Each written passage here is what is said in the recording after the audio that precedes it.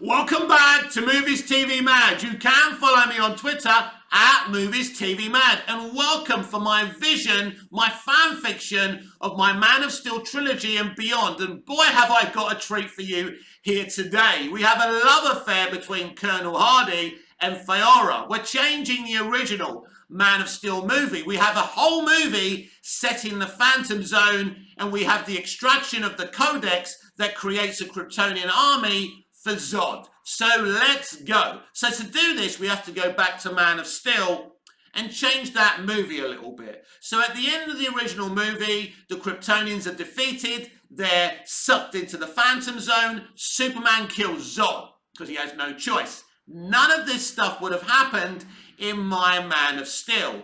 In the third act of this movie, the Codex is extracted from Clark, aka Superman. Basically, we have 1 million Kryptonian cells being extracted, becoming fully adult Kryptonians. They join Zod's army and they decimate the Earth. Not just in America, not just in Metropolis, all over the world. They're decimating the Earth, and this is how this movie ends. In Man of Steel 2, it becomes a Civil War movie in a way. Not Captain America Civil War, but genuinely, right, like a literal civil war. Some humans join Team Zod, unbelievably. They become collaborators because they think it's the only way to survive. And some people join Team Superman. In the middle of this Civil War movie, we have a nice little love story between Faora and General Hardy. And they fall in love, which makes her join Team Superman. And Superman reminds her of what she said to him in the original Man of Steel movie, where she said, having a sense of morality makes you weaker in the fight. And Superman asks her if she still believes that. She says no. So it's a proper character evolution. Now, obviously, betraying Zod isn't a good place to be for Faora. We jump to the end of Man of Steel 2. Superman, Faora, Zod, and all the Kryptonians are sucked into the Phantom Zone. Man of Steel 3 is a Phantom Zone movie.